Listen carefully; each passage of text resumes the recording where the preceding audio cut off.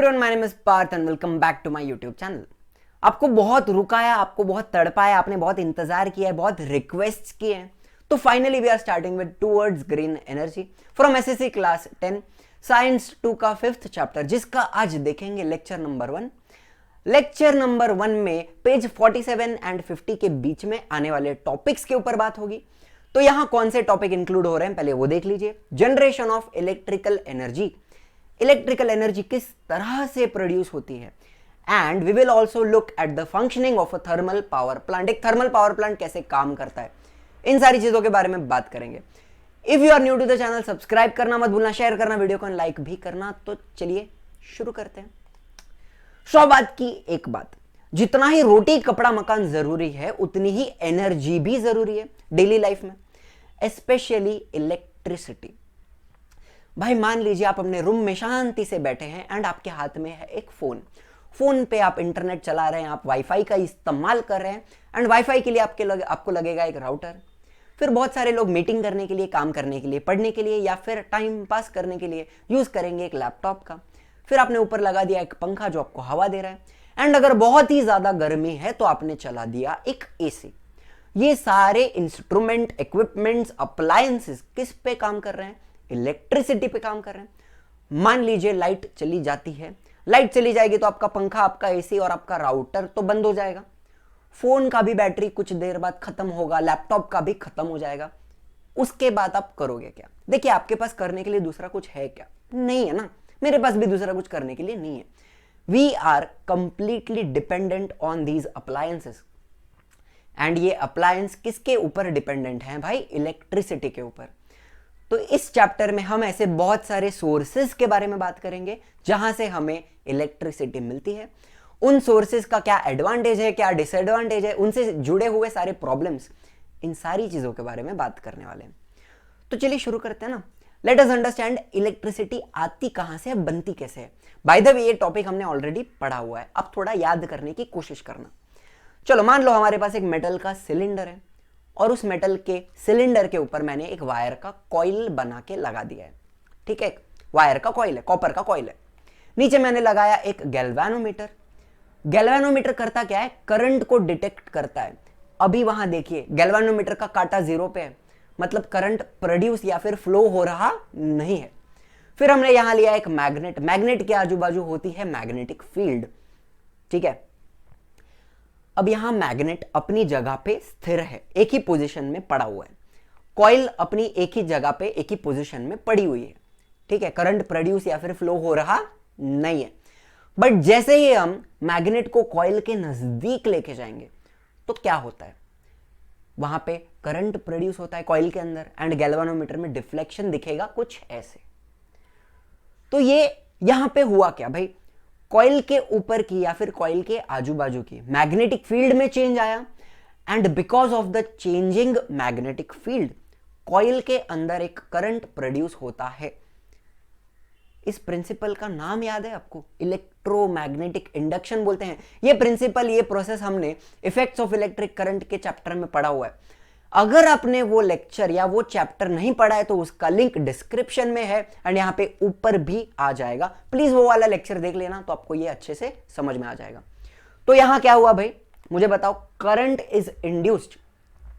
Induced मतलब क्या? Produce. Coil के अंदर करंट प्रोड्यूस हुआ because of what? Changing magnetic field. आपने मैग्नेट को आगे पीछे किया तो कॉइल के ऊपर का मैग्नेटिक फील्ड चेंज हुआ, and because of that current produce हुआ। तो ये पूरे प्रोसेस को हमने प्यार से बोला electromagnetic induction. This was discovered by Michael Faraday. बात समझ में आ रही है? तो यही प्रिंसिपल यूज करके, इलेक्ट्रोमैग्नेटिक इंडक्शन को यूज करके बनता है एक जनरेटर। जनरेटर का काम क्या है? इलेक्ट्रिसिटी प्रोड्यूस करना। तो जनरेटर 2 तरीके से बन सकते हैं। There are 2 types. देखिए, एक तो ये जनरेटर हमने ऑलरेडी पढ़ा है। ये हमने किस में पढ़ा था? इफेक्ट्स ऑफ इलेक्ट्रिक करंट में पढ़ा था। बीच में है कॉइल एंड बाजू में है मैग्नेट। यहां पर मैग्नेट स्टेशनरी है, मतलब मैग्नेट हिलने वाले नहीं है, मैग्नेट अपनी जगह पे ही रहेंगे। कॉइल घूमेगी। कॉइल घूमने वाली है तो बिकॉज ऑफ इलेक्ट्रोमैग्नेटिक इंडक्शन भाई करंट प्रोड्यूस होने वाला है, करंट इंड्यूस होने वाला है। ये हो गया एक टाइप का जनरेटर। फिर एक और टाइप होती है, मान लीजिए कॉइल रखी हुई है एंड कॉइल स्टेशनरी है, कॉइल हिलने वाली नहीं है। हम लोग ने मैग्नेट को देखो किस तरह से सेटअप किया है, बीच में से कैसा रॉड पास किया है, यहां पे हम मैग्नेट को घुमाएंगे, बिकॉज ऑफ दैट वापस मैग्नेटिक फील्ड चेंज होगी एंड करंट इंड्यूस होने वाला है हमारे कॉइल के अंदर। तो ये भी एक टाइप का जनरेटर हो गया। तो दो टाइप के जनरेटर समझ में आए, एक में घूमती है कॉइल एंड एक में घूमता है मैग्नेट। ठीक है बच्चों, तो ये जो जनरेटर का प्रिंसिपल है इसको ही यूज करके बनता है एक पावर प्लांट।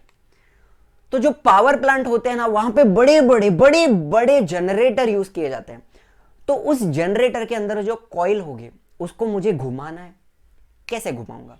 देखिए, तो पावर प्लांट में हम यूज करेंगे एक टरबाइन का। यहां पे आपको मैं एक स्टीम टरबाइन दिखा रहा हूं। टरबाइन मतलब क्या भाई? एक पंखा होता है, आपको उसके ब्लेड दिख रहे हैं, पंखा है।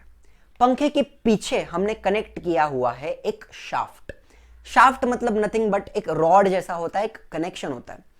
देखिए, इसमें और भी बहुत सारी चीजें हैं, बेरिंग्स होती हैं, गियरबॉक्स होते हैं, बहुत कुछ होता है, लेकिन वो सारी चीजें आपको यहां पे दिखा नहीं रहा हूं बिकॉज इतना ज्यादा डिटेल में, उतना ज्यादा कॉम्प्लिकेटेड नहीं करना है, सिंपल समझेंगे। स्टीम टरबाइन है, टरबाइन के पीछे लगाया हुआ एक शाफ्ट है, बड़ा सा रॉड है, shaft is connected to the generator. ठीक है, एंड जनरेटर के अंदर क्या होगा भाई? मैग्नेट्स होंगे और कॉइल होगी, और कुछ नहीं है।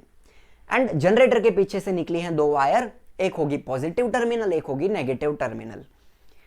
अब करना यह है, देखिए आपको पाइप दिख रहा है, उस पाइप में से आएगी हाई वेलोसिटी स्टीम, मतलब एक काफी तेज स्टीम आने वाली है वहां से। तो क्या होगा?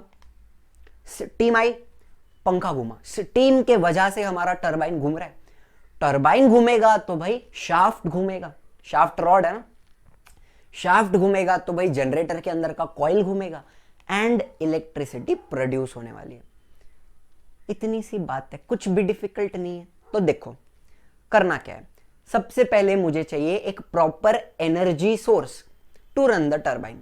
तो यहां पे वो एनर्जी सोर्स क्या था? स्टीम, हाई वेलोसिटी स्टीम, ये हमारा एनर्जी सोर्स है।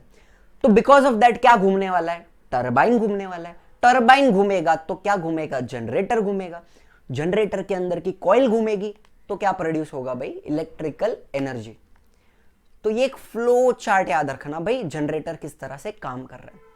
यहां तक बात समझ गई है? तो चलिए थोड़ा सा आगे जाते हैं। तो आ जाते हैं मुद्दे पे। Let us understand the functioning of a thermal power plant. किस तरह से काम करेगा, कैसे इलेक्ट्रिसिटी प्रोड्यूस होगी एंड इसके कौन से सारे पार्ट्स हैं, इसके ऊपर कैसे क्वेश्चंस पूछे जाते हैं, वो सारी बातें बताऊंगा। देखिए, इसके डायग्राम में ना बहुत सारे डब्बे हैं, तो पहले वो डब्बों का नाम समझ लीजिए। ठीक है, सबसे पहले जो डब्बा लिया है इसमें रहेगा हमारा फ्यूल। फ्यूल यानी हम क्या यूज करेंगे? यहां पे कोल यूज करेंगे। इस डब्बे के बाजू में बड़ा वाला डब्बा है, इसका नाम है बॉयलर। बॉयलर के पीछे रहेगा एक लंबा स्ट्रक्चर जिसको बोलेंगे स्टैक।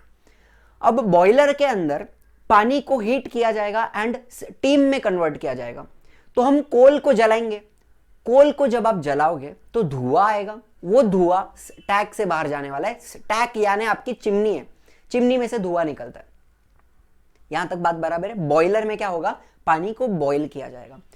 अब बॉयलर के बाजू में यहां पे रहा हमारा टरबाइन। टरबाइन से एक पाइप निकल रहा है, वो पाइप बॉयलर में जा रहा है एंड वापस बाहर आके टरबाइन से जुड़ा हुआ है। तो एक पाइपलाइन कनेक्टेड है टरबाइन से। टरबाइन के बाजू में है हमारा क्यूट सा जनरेटर जो इलेक्ट्रिसिटी प्रोड्यूस करेगा एंड वो इलेक्ट्रिसिटी जाएगी ट्रांसमिशन लाइन से। तो जनरेटर ट्रांसमिशन लाइन से जुड़ा हुआ है। यहां तक बात बराबर है? अब टरबाइन के नीचे हमने लगाया एक येलो डब्बा जिसको बोलेंगे कंडेंसर। क्या काम करता है वो मैं आपको बताऊंगा। एंड कंडेंसर के बाजू में है हमारा कूलिंग टावर। कूलिंग टावर बहुत बड़ा होता है, बहुत बड़ा होता है। अब यहां पे जगह नहीं थी तो मुझे छोटा सा दिखाना पड़ा, एडजस्ट कर लीजिए जरा। एंड कंडेंसर के नीचे है एक पंप। तो सारे पार्ट समझ में आ गए? फटाफट बता दो भाई। कोल है हमारा फ्यूल सोर्स, उसके बाजू में है बॉयलर, बॉयलर के पीछे है स्टैक, बॉयलर के बाजू में है टरबाइन, टरबाइन के बाजू में है जनरेटर जिसके बाजू में है ट्रांसमिशन लाइन, टरबाइन के नीचे है कंडेंसर जिसके बाजू में है कूलिंग टावर एंड नीचे है छोटा सा पंप। सारे पार्ट समझ में आ गए? तो इसकी फंक्शनिंग देख लीजिए, बहुत ही ज्यादा सिंपल है। अब समझ लीजिए बॉयलर में जो पाइप है उसमें हमने भर दिया पानी कुछ ऐसे, एंड अब मुझे भाई पानी को कन्वर्ट करना है इनटू स्टीम, तो मैं कोल लूंगा, कोल को मैं जलाऊंगा तो भाई आग लग जाएगी। आग मतलब क्या? थर्मल एनर्जी, हीट प्रोड्यूस होगी बहुत सारी, वाटर बॉईल होगा एंड कन्वर्ट हो जाएगा इनटू स्टीम, एंड वो स्टीम पाइप में ऊपर जाएगी कुछ ऐसे, एंड दैट स्टीम, ये जो स्टीम है ना वो बहुत high pressure and high velocity वाली है। ये स्टीम जाएगी टरबाइन पे, टरबाइन घूम रहा है एंड घूमता हुआ टरबाइन शाफ्ट को घुमाएगा, शाफ्ट के वजह से जनरेटर के अंदर की कॉइल घूमेगी एंड क्या प्रोड्यूस होता है भाई? इलेक्ट्रिकल एनर्जी, कुछ ऐसे। यहां तक की फंक्शनिंग तो काफी सिंपल है भाई, स्टीम टरबाइन पे छोड़ दिया हमने। अब होता यह है ना, वो जो स्टीम टरबाइन पे गई वो अपनी सारी एनर्जी लूज कर देगी, अपना प्रेशर भी लूज कर देगी, अपना टेम्परेचर भी लूज कर देगी, लो एनर्जी स्टीम, वो स्टीम नीचे आके कंडेंसर में आ जाएगी। देखिए वहां पे टरबाइन से निकली हुई स्टीम कंडेंसर की तरफ आई। अब हमें करना यह है, ये स्टीम को मैं और ठंडा करके वाटर में कन्वर्ट करूंगा एंड वो वाटर को वापस पंप करूंगा इनटू द बॉयलर, तो वो साइकिल वहां चलते रहेगी। तो इस स्टीम को कंडेंस कैसे करूं, ठंडा कैसे करूं, तो यहां पे यूज करूंगा मैं अपना कूलिंग टावर। कूलिंग टावर से, ध्यान से सुनना, कूलिंग टावर से मैं ठंडा पानी कंडेंसर की तरफ भेजूंगा। ये ठंडा पानी जो हमने भेजा वो स्टीम का हीट एब्जॉर्ब कर लेगा, स्टीम ठंडी हो जाएगी और ये वाला पानी गर्म हो जाएगा। अब ये गर्म पानी वापस जाएगा कूलिंग टावर की तरफ एंड वापस ठंडा होके वापस आएगा। तो ये यहां पे साइकिल चलती रहेगी, ठंडा पानी कंडेंसर की तरफ जाएगा, वो पानी गर्म होगा, हीट एब्जॉर्ब कर लेगा एंड वापस कूलिंग टावर में जाने वाला है। ये एक साइकिल हो गई। अब कंडेंसर के अंदर क्या हुआ? स्टीम कंडेंस हो गई, पानी बन गई एंड वो पानी पंप होके वापस जाएगा बॉयलर के अंदर। ये एक साइकिल आपको समझ में आ गई। एंड एक लास्ट बात, बॉयलर में कोल को जलाया, कोल को जलाया तो धुआं निकला, वो धुआं टैग से मतलब चिमनी से ऐसे बाहर आ जाएगा एंड पोल्यूट करेगा, पूरी दुनिया को गंदा करने वाला है। तो इस तरह से कुछ काम करता है हमारा thermal power plant. I hope functioning easy थी और समझ में आ गई थी। लेकिन अब आपको एक बात बताता हूं, देखो ये वाला जो डायग्राम है बहुत ही खतरनाक है, बहुत ही बड़ा है, जानलेवा है। ये एग्जाम में आता बिल्कुल भी नहीं है, एग्जाम में नहीं आएगा। आपको एग्जाम में एक फ्लो चार्ट बनाना है, बहुत ही सिंपल सा। तो वो फ्लो चार्ट देखिए कैसा लगता है। हमने फ्यूल क्या यूज किया? कोल। कोल को हमने जलाया बॉयलर के अंदर। तो बॉयलर में क्या हुआ? Boiler was for conversion of water to steam. Boiler के अंदर वाटर का स्टीम बना। फिर वो स्टीम हमने किस पे छोड़ी? स्टीम टरबाइन पे छोड़ी। टरबाइन घुमा, टरबाइन घुमा तो जनरेटर के अंदर की कॉइल घूमी, जनरेटर आया एंड बाद में क्या प्रोड्यूस हुआ भाई? Electrical energy. तो ये वाला फ्लो चार्ट आपको बस याद रखना है और कुछ नहीं, काफी सिंपल सा है। फ्यूल लिया, बॉयलर में वाटर का कन्वर्जन हुआ इनटू स्टीम, टरबाइन घुमा, जनरेटर घुमा, इलेक्ट्रिकल एनर्जी प्रोड्यूस हो गई।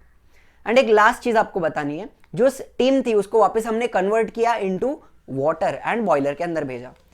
तो यहां पे बता देना है कि there is a system for converting steam back to water, turbine and boiler के बीच में। समझ में आ गया? ये वाला एग्जाम में पूछ सकते हैं। And there is one more flow chart. ये वाला फ्लो चार्ट ध्यान से सुनना, energy transformation in the thermal power plant. मतलब क्या? देखो हमने कोल यूज किया है, कोल के अंदर होती है केमिकल एनर्जी। इस एनर्जी को हमने अल्टीमेटली इलेक्ट्रिकल एनर्जी में कन्वर्ट किया। तो मुझे वो पूरा कन्वर्जन बताना है, फ्रॉम केमिकल टू इलेक्ट्रिकल, किस तरह से स्टेप बाय स्टेप कन्वर्ट होगा। देखिए कोल को हमने जलाया, जलाया तो क्या मिला? Thermal energy. थर्मल एनर्जी से water converted to steam under high pressure and velocity. तो उस स्टीम के अंदर काइनेटिक एनर्जी होगी, ठीक है, काइनेटिक एनर्जी स्टीम में आ गई।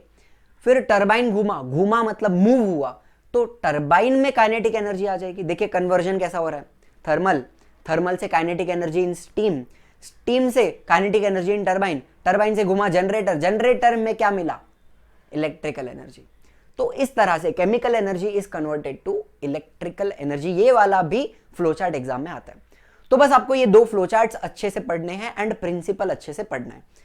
पीछे वाला जो खतरनाक डायग्राम है वो उसको बस समझ लेना कि क्या हो रहा है। बाय हार्ट वगैरह ड्रॉ करने की कुछ भी जरूरत नहीं है। चलिए यहां तक बात समझ में आ गई, तो थोड़ा सा आगे जाते हैं। ये जो ब्यूटीफुल सा काला धुआं आप स्मोक स्टैक से मतलब चिमनी से निकलते हुए देख रहे हो, आपको क्या लगता है ये धुआं आपके एनवायरनमेंट के लिए काफी अच्छा है? बिल्कुल भी नहीं। थर्मल पावर प्लांट से जुड़े हुए बहुत सारे प्रॉब्लम्स हैं। सबसे बड़ा प्रॉब्लम आपको दिख रहा है यहां पे भाई, एयर पॉल्यूशन होने वाला है due to burning of coal. आप कोल को जलाओ तो बहुत सारे हार्मफुल गैसेस सीधा एनवायरनमेंट में रिलीज होने वाले हैं। एक तो है कार्बन डाइऑक्साइड CO2, आपको भी पता है, मुझे भी पता है। दूसरा होता है सल्फर डाइऑक्साइड SO2 एंड एक और होता है नाइट्रोजन ऑक्साइड NO। ये सारे हार्मफुल गैस रिलीज हो रहे हैं जो हमारे ऊपर भी काफी सारे एडवर्स इफेक्ट्स दिखाते हैं। दूसरा प्रॉब्लम देखिए भाई, soot particles are also released into the environment. ये जो काला काला धुआं दिख रहा है उसमें कार्बन के पार्टिकल्स होते हैं। वो कार्बन के जो पार्टिकल्स हैं उनको बोलते हैं सूट पार्टिकल्स। अगर आप इसको इनहेल कर लेते हो तो आपका भी लंग्स कुछ ऐसा काला काला काला हो जाएगा। सारा वो कार्बन आपके लंग्स के अंदर जमा हो जाएगा, which will lead to many respiratory problems, breathing problems, coughing, bronchitis, बहुत कुछ हो सकता है। लोग मरते भी हैं because of this. So this may cause serious health problems related to the respiratory system. काफी सिंपल है ये भी पॉइंट, लेकिन काफी हार्मफुल भी है। एंड तीसरी बात, यहां पे हम फ्यूल क्या है हमारा भाई, कोल है। अभी आपको पता है कि कोल एक फॉसिल फ्यूल है। फॉसिल फ्यूल बनने के लिए मिलियंस ऑफ ईयर्स लगते हैं, लेकिन यहां पे डेली बेसिस पे इतना सारा कोल यूज हो रहा है कि कभी ना कभी तो खत्म हो सकता है ना। आपको क्या लगता है कोल अनलिमिटेड है? बिल्कुल भी नहीं। The reserves of fuel used in this method, that is coal, they are very limited. मतलब भाई कोल लिमिटेड क्वांटिटी में है, एंड अगर हम ऐसे ही यूज करेंगे तो कभी ना कभी तो शॉर्टेज आएगी।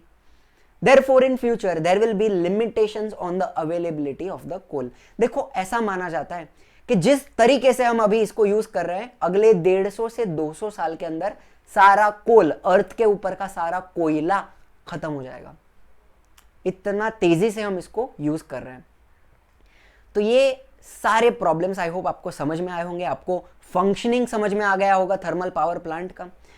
अगर आप संतुष्ट हैं आज के लेक्चर से तो भाई लाइक तो बनता है, शेयर करना वीडियो को, एंड सब्सक्राइब बटन को तोड़ते हुए जाना। सारी दुनियादारी खत्म करेंगे एज यूजुअल। धन्यवाद।